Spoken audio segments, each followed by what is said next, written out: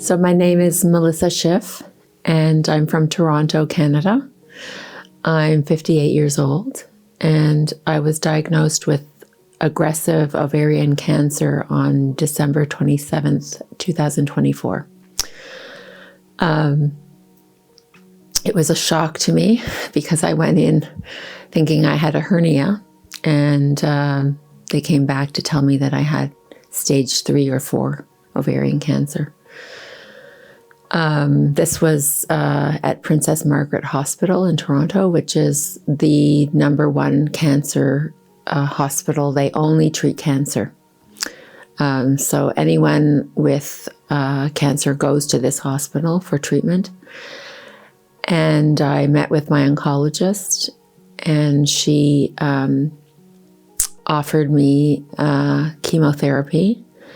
And then the very, very severe surgery of debulking, where they take out the peritoneum and any of the metastasized tumors, and also the main tumor.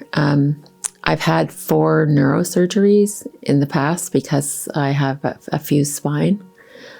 So I know what surgery is like, and I was not prepared to do that to my body again.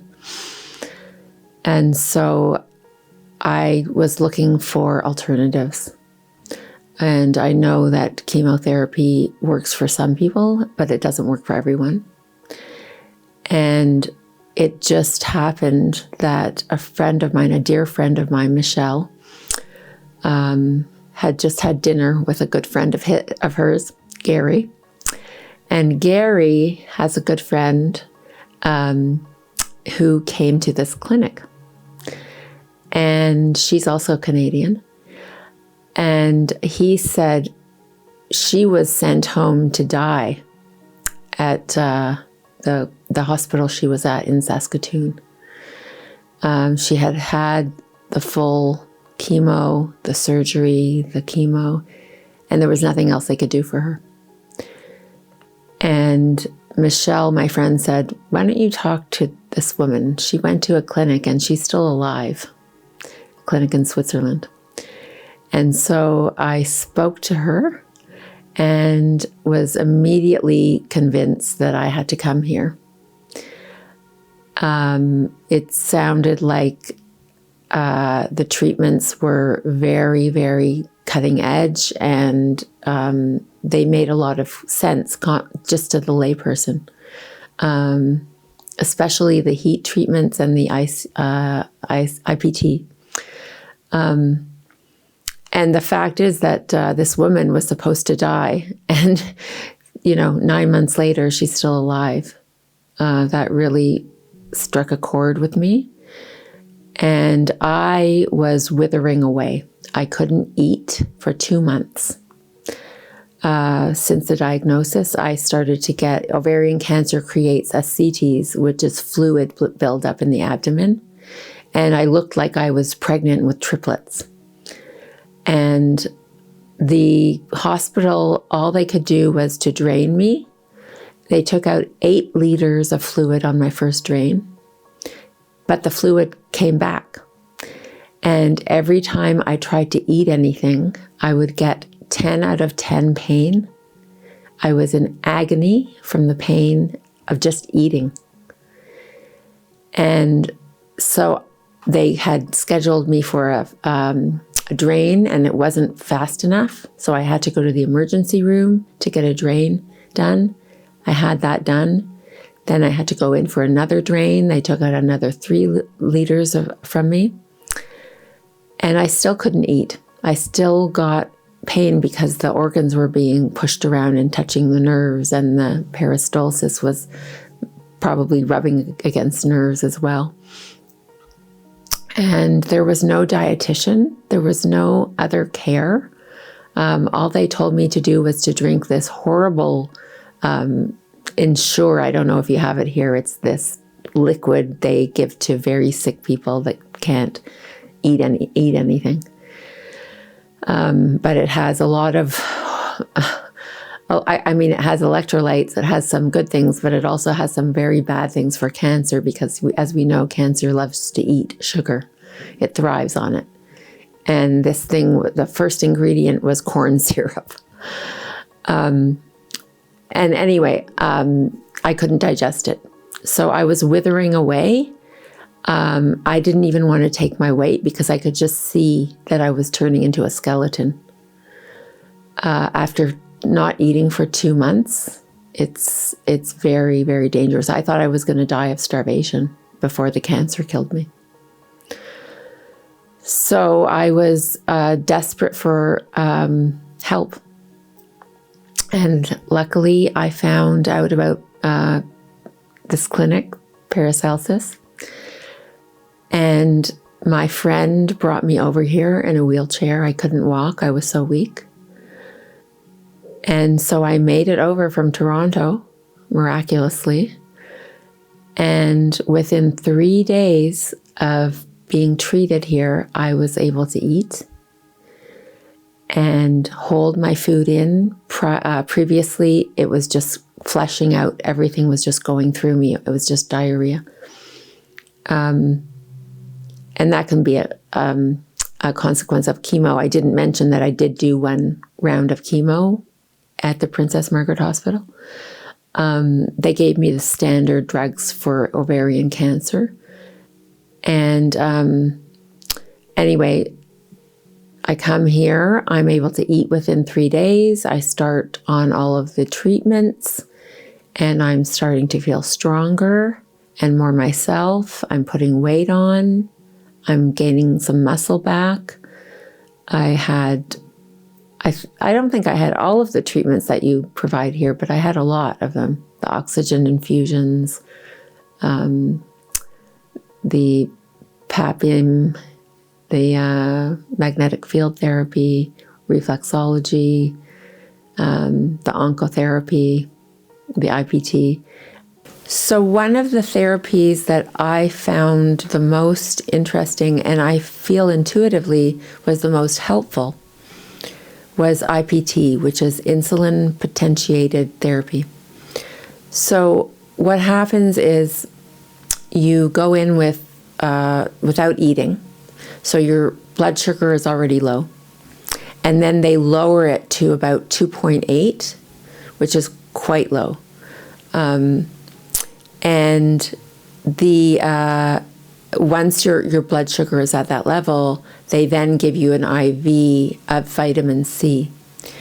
And cancer cells love sugar and have more insulin receptors than healthy cells. So they grab onto the vitamin C, and the vitamin C, its acidity kills the cancer or the cancer cells. And it's hard. It's a hard therapy because you're so low and then they bring you up so high. So you go from 2.8 to something like 26 or something. I think that was the highest I went to. And that's hard on the body. Like it really is, it's a tough one. But I felt that was a very successful treatment. I mean, I have no proof, but I just felt it.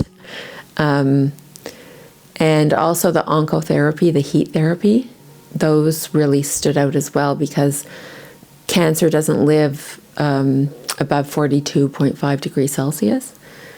And so they heat you somehow, miraculously, without burning your skin. The heat is penetrated through to the tumor and kills the cancer cells as well. So one of the most helpful people here is a dietitian named Sonia Bacchus. And she explained how the body breaks down protein and how hard it is for the body to break down animal protein. And this is the reason why she insists on a vegan diet, especially for people with compromised immune systems and who are fighting cancer, because the body is fighting so much it needs help, right? So I am on a vegan, gluten-free, sugar-free diet, and it's working for me. So it's great. I started off with my cancer marker being 278 at home. Then they took a blood work the first Monday. So I arrived on a Thursday. The following Monday, they took blood work. And that blood work came back, and the cancer marker had gone up to 303. This was after the chemotherapy. So the chemotherapy should have brought my numbers down, I think, by that time. Maybe some people would say it takes longer, but I'd gone through the worst part of the chemo. Anyway, the marker was at 303. That was the highest it got. And then we did another blood work a week later, and it went down dramatically to 120. So that is incredible. Just after 1 week of treatment here. And then we did another cancer marker test, and it went down to 49. And 35 is healthy. If you're under 35, that's what most people have in their system, and your immune system can fight that. So what happens here is they detoxify you, they build your immune system, and they fight the cancer. And it's a holistic approach, which makes complete sense. And Paracelsus saved my life. If I hadn't come here, I would have died. I know I would have. And I'm so grateful to everyone here. It's a shame that this is not everywhere and that's not available to everyone. And it's also a shame that they do not do the genetic testing for everyone, because that's what they did here. And with the genetic testing of the tumor, they find what supplements, vitamins, minerals, even chemotherapy will attack the cancer and will kill the cancer. For me, for my body, not a general mean. The 2 chemotherapy drugs that I was given on the test, the genetic testing results, it showed that they did nothing for me. There was a negative next to those 2 drugs. And those 2 drugs are what everyone with ovarian cancer gets. And it says that 80% of people respond to those, but 20 don't. So I was in the 20. So now what would they have done with me? Right? It's your health is the most important thing. If you don't have your health, you have nothing. So it's very sad that it's only accessible to those that can afford it. But it is completely worth the investment. So put a GoFundMe, page together and get here. Just get here. I'm going to go back to Toronto now. I'm going to have to meet with my oncologist and show her the numbers. And I just had a CT scan, so I'm really hoping that the CT will match with the numbers and show that the tumor has shrunk. That's the last step that I have to do today, and to meet with my doctor, Eric Kimball's. And Eric is incredible.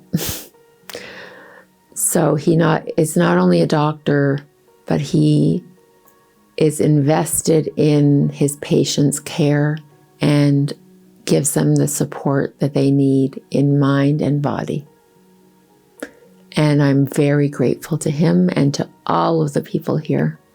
Every one of the technicians and the practitioners are the best possible people. and they take care of you. They nurture you, and they even love you. When my cancer marker came down, everyone was cheering for me and hugging me. And that's the way you treat people. So I'm very grateful that I came here.